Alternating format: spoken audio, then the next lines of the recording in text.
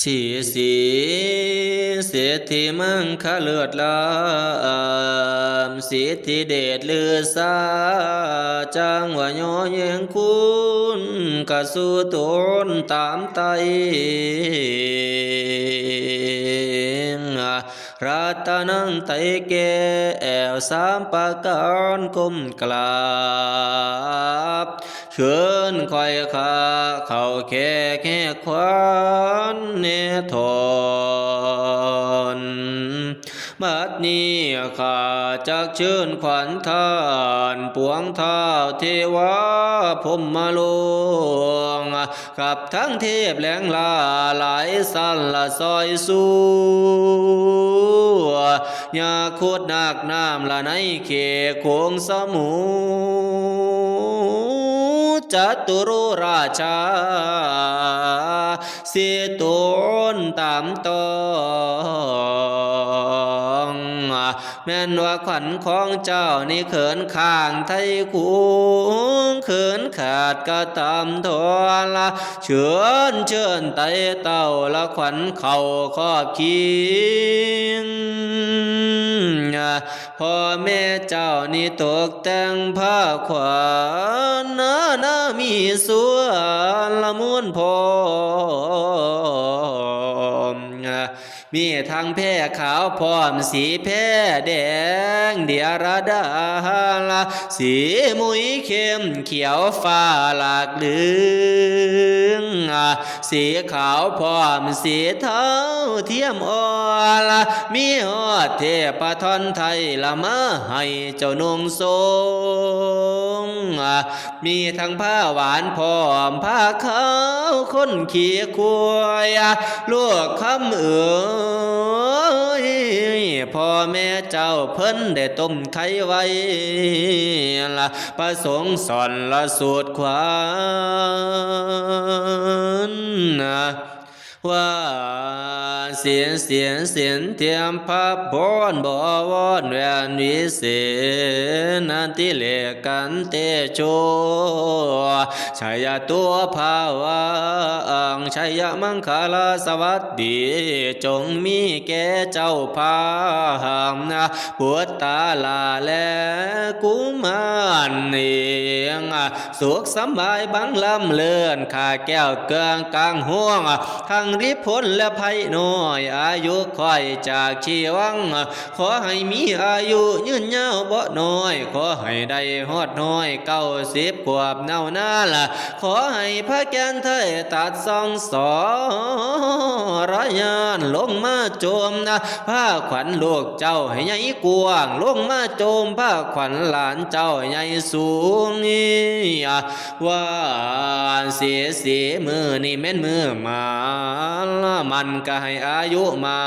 ละยิ่งกว่าก่อนผาแอละมันก็ให้อายุมันยิ่งกว่าแทนพระจวงพระจันทร์มันก็ให้อายุมาละยิ่งกว่าเครือเขาหลวงไกลลาดมันก็ให้เจ้ามาละยิ่งกว่าการสูนตะวันมันก็ให้เจ้ามาละยิ่งกว่าเขากวางย่ำเดือน3 เดือน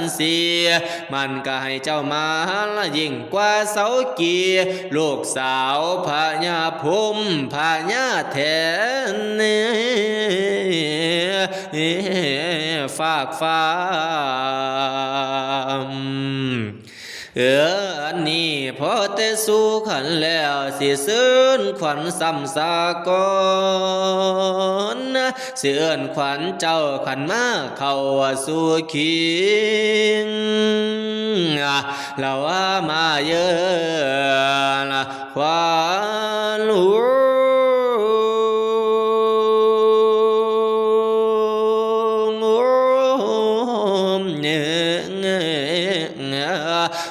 โอ้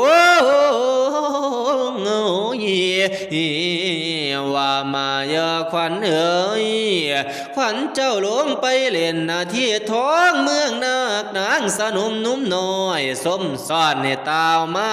ขวัญเจ้าไปเที่ยวเล่นละชวนลัทธาโนดานขวัญเจ้าไปเที่ยวเล่นกระแสน้ำดอกไฟไก่ขวัญเจ้าไปเที่ยวเล่นละโยมมานาขันลอยลงละมาเยอะขวัญเจ้าไปแห้งห้องหาซ่อนเจ้าหมูสาวละว่ามาเยอะละขวั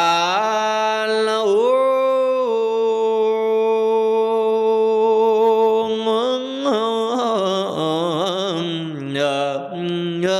โอ้ยเดี๋ยวว่ามาเยอะขวัญเอ๋ยขวัญเจ้าไปเที่ยวข้างทางไกลก็แก่งขวัญเจ้าไปแห้งห้องสมุดกว้างควางนาทีขวัญหลานน้อยนี่นั่นเจ้าไปยุลีน้ำเหลือผินผาขวัญเจ้าไปสู่สวมขี่มาชาลอยเลียงอย่าได้ไปวังกวางมาเยอะอย่าได้อยู่อย่าได้ป้าพ่อแม่ไว้ละทางพี่ละเพิ่นคล้องละว่ามาเยอะขวัญละ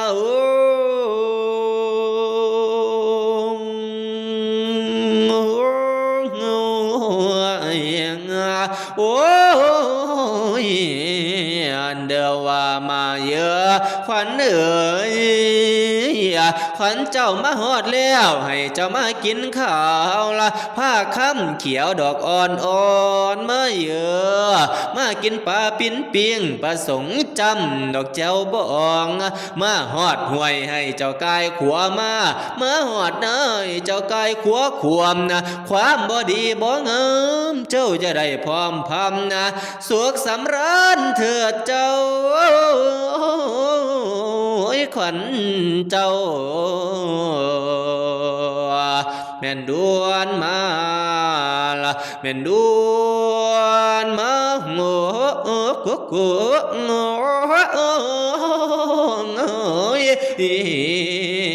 เดิ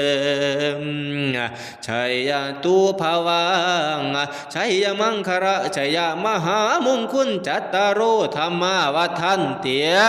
อายุวันโนสุขังพลังสวัสดีจงมีแก่หลานน้อยทุกเมื่อทุกยามทั่วทุกตนทุกคนก็ขาดเถิน